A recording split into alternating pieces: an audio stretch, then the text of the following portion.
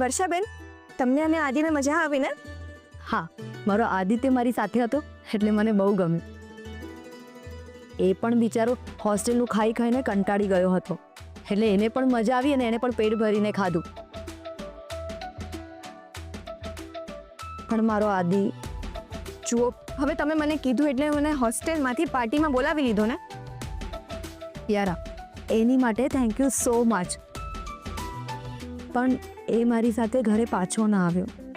હવે મેં તો એને ઘરે આવવાની ના નહોતી પાડી, પણ હવે એ જ જીદે ચડ્યો હતો કે એને એના ફ્રેન્ડ સાથે કેમ્પમાં જવું છે, તો પછી શું કરી શકીએ? એટલે જ તો પપ્પા એને ડાયરેક્ટ મૂકી આવ્યા હોસ્ટેલ. ચાલ હવે બહુ દુઃખી ના થઈશ. જો એની રમવાની ને ફરવાની ઉંમર છે, બિચારો આખું વર્ષ તો ભણે જ છે ને, તો અત્યારે વેકેશન છે તો પછી મજા કરવા દે ને મિત્રો જોડે એને. અરે હા બા, આપણે વર્ષાબેનને ડૉક્ટર પાસે લઈ જવાની વાત કરી હતી ને, તો એ ડૉક્ટર લાભ પાચમ પછી મળશે, તો ત્યારે હું એમને ડૉક્ટર પાસે લઈ જઈશ. સારું. પણ મને કંઈ નથી થયું. મારે ડૉક્ટર પાસે નથી જવું. હું એકદમ નોર્મલ છું. હા વર્ષાબેન, આ ફર્સ્ટ સ્ટેજ છે.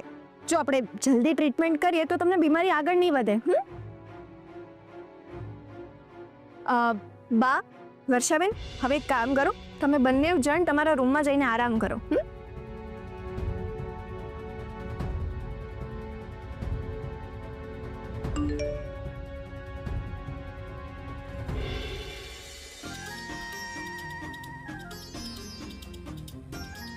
તે ચાપેલી આગથી ફટાકડા ફૂટવા લાગ્યા છે.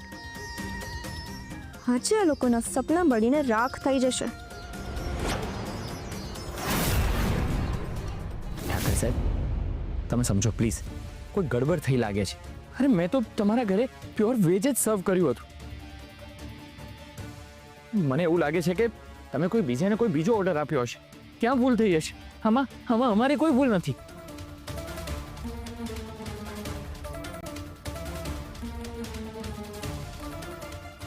તમારા સિવાય મેં બીજા કોઈનો ઓર્ડર આપ્યો જ ન હોય. તમે જે વાસણ આપીને ગયા હતા ને, એમાંથી જ નોનવેજ નીકળ્યું છે.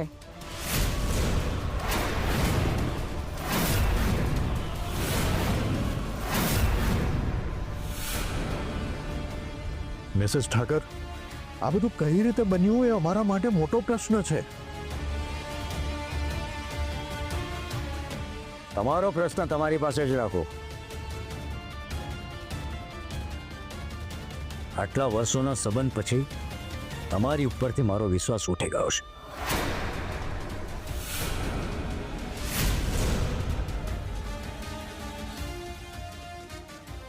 એક મિનિટ,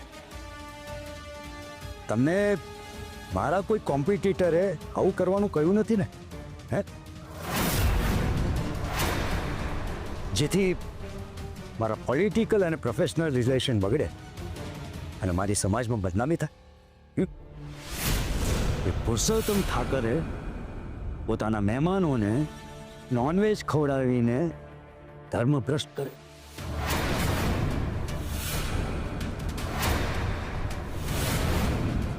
આ તમે કેવી વાત કરી રહ્યા છો ઠાકર સાહેબ? અરે આવું કરવાનું તો હું મારા સપનામાં પણ નહીં વિચારી શકું. આપણા આટલા વર્ષોના સંબંધ પછી તમે મારા વિશે આવું વિચારો છો? હવે સંબંધ જેવું કશું જ નથી રહ્યું આરપી.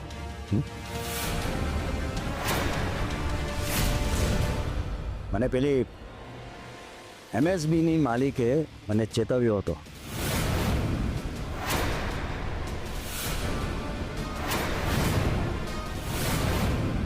પણ હું તમારા ભરોસે રહ્યો.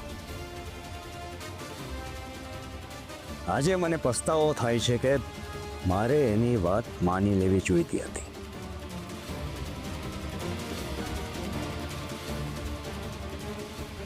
એને મને કહ્યું હતું કે જે દિવસે એને મેં ઓપનિંગ કર્યું ને, એ દિવસે તમને વિશ કરવા આવી હતી. એની પ્લેટમાં કોકરોચ નીકળ્યો, એ તમને કહેવા ગઈ. પોતાની ભૂલ સ્વીકારવાના બદલે તમે એની પર હાથ ઉપાડ્યો. જરાય શરમ નથી આવતી?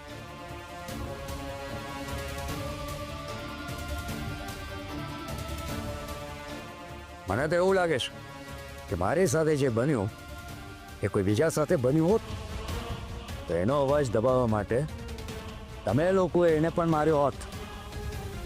અરે આ તમે શું બોલો છો ઠાકર સાહેબ? આ લોકો એવા નથી. કોણ કેવું છે ને એ બહુ સારી રીતે જાણી ગયો છું.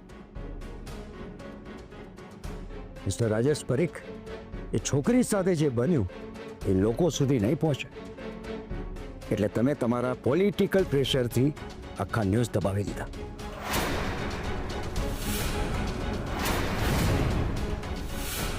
જો એ ન્યૂઝ લોકો સુધી પહોંચી ગયા હોત ને તો આજે આટલી મોટી બદનામીમાંથી બચી ગયો હોત. છેલ્લા 35 વર્ષથી દિવાળીના દિવસે મારા મોગેરા મહેમાનો માટે પાર્ટી રાખું છું. આખું વર્ષ લોકો મારી પાર્ટીના વખાણ કરતા થાકતા નથી. આજે પહેલી વાર એવું બન્યું છે કે આખી જિંદગી મારા મહેમાનો ભૂલી નહીં શકે એવી વાહિયાત ઘટના મારે ત્યાં બની છે. ઠાકર સાહેબ પ્લીઝ સમજવાનો પ્રયત્ન કરો.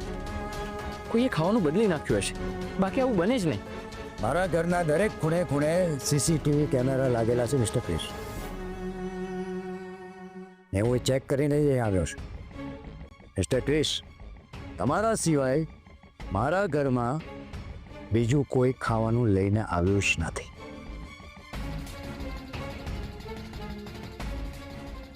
તો પછી ખાવાનું કેવી રીતે બદલાઈ જાય? પોતાની ભૂલ છુપાવવા માટે ખોટી વાત નહીં કર. આજે તમે મારા જેવા બ્રાહ્મણના ઘરમાં દિવાળીના દિવસે લક્ષ્મી પૂજનના શુભ પ્રસંગને અભડાવી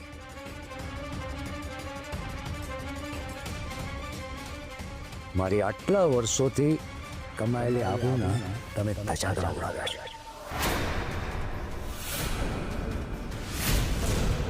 હું તમને લોકોને માફ નહીં કરું.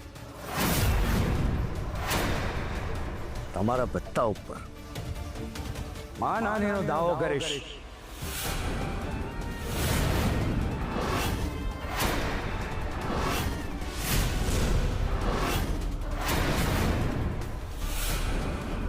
અને હવે પછી તમારું વૃંદાવન ક્લાઉડ કિચન કેવી રીતે ચલાવો છો ને એ પણ હું જોઉં છું.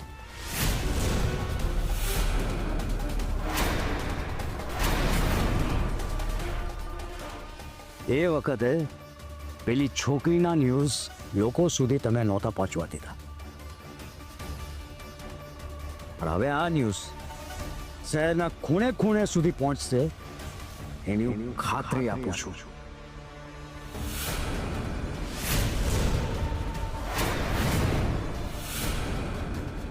જુઓ સાહેબ પ્લીઝ આવું ના કરશો, અમે બરબાદ થઈ જશું.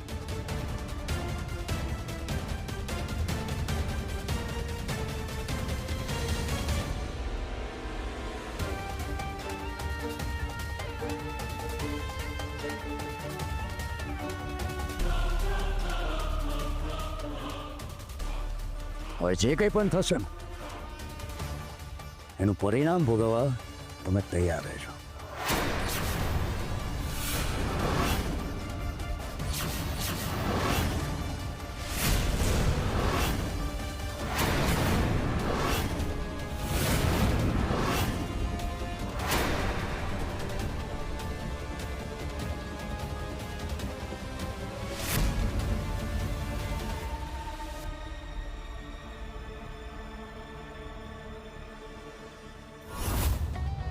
યસ મારું કામ થઈ ગયું. હવે ક્રિશ અને એના પરિવારનું વૃંદાવન કિચનનું સપનું જ રહી જશે. વાહ, મજા પડી ગઈ. તું જો ત્યાં હોત ને તો તમાશો જોવાની મજા જ કંઈક અલગ હોય. એક કામ કરું છું, મિસ્ટર ઠાકરને મળતી આવું છું અને દિવાળી પણ વિશ કરી દઈશ. હા ના જો હું ગઈ ને તો એમને મારી પર ડાઉટ થઈ શકે છે. નો વે, મારે એવા કોઈ ચાન્સ જ નથી લેવા. કંઈ વાંધો નહીં, એ ગમે ત્યારે તો મારી સામે આવશે જ ને, ત્યારે વાત. Wow Kiara wow, today I am feeling on the top of the world. આટલી સરસ દિવાળી તો મેં ક્યારેય સેલિબ્રેટ નથી કરી. દિવાળી મારા ઘરમાં છે અને ફટાકડા ક્રિશના ઘરમાં ફૂટે છે. વાવ! આને મારે થેન્ક્સ તો કહેવું જ પડશે. હાય જીજાજી, થેન્ક યુ સો મચ મારું આટલું મોટું કામ કરવા માટે. અરે સાડી સાહેબા, આ જીજો સાડીના કામમાં નહીં આવે તો બીજું કોણ આવશે? Yes, you are absolutely right. તમને પૈસા તો મળી ગયા ને? હા, મહેનતાણું મળી ગયું, પણ સાડીજી, આ દિવાળીમાં તો બોનસની પ્રથા પણ હોય ને, એ હજી સુધી નહીં મળ્યું. એ પણ મળી જશે, તમે ચિંતા ના કરો. પણ હા, કોઈને શંકા તો નથી થઈ ને? ના ના, બધા આપણા વિશ્વાસુ માણસ હતા, તમે ચિંતા નહીં કરો. એમાં એવું થયું ને કે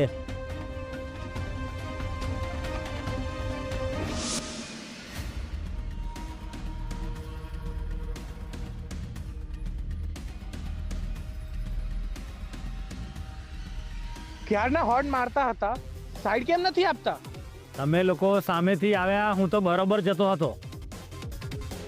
અરે ભાઈ પ્લીઝ બાજુમાં થઈ જાઓ ને, મને મોડું થાય છે. મોડું થાય છે એટલે શું?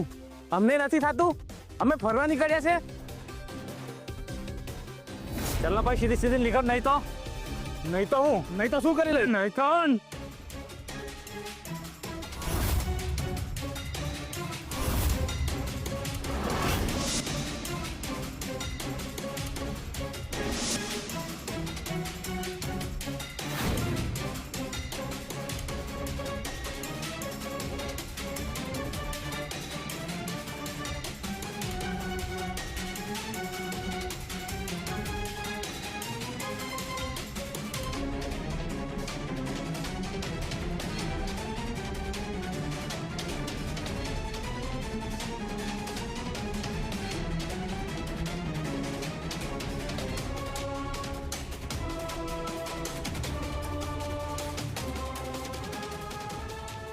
અરે ભાઈ સમજો ને પ્લીઝ.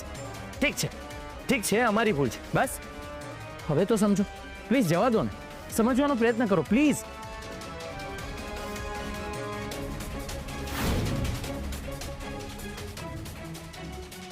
સમજો ભાઈ પ્લીઝ, મને મોડું થાય છે. તને તો હું જોઈ લઈશ.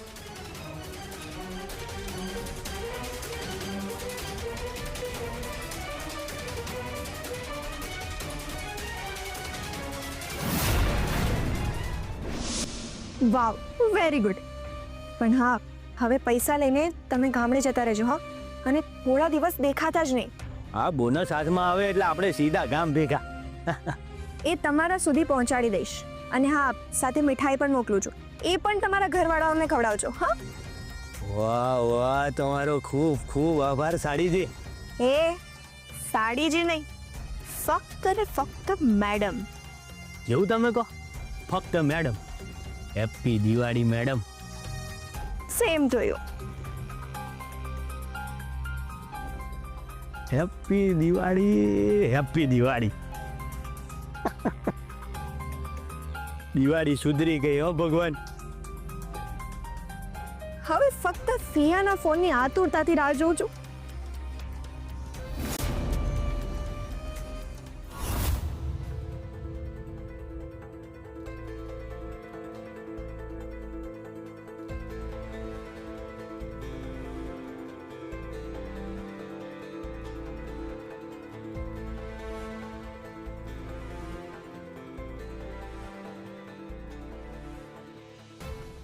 પપ્પાજી, આઈ એમ રિયલી સોરી કે તમારે મારા કારણે નીચું જોવું પડ્યું. એમાં તારો કોઈ વાંક નથી ક્રિશ. મારા પરિવારે કેટલી મહેનત કરીને આ વૃંદાવન કિચન ઊભું કર્યું હતું.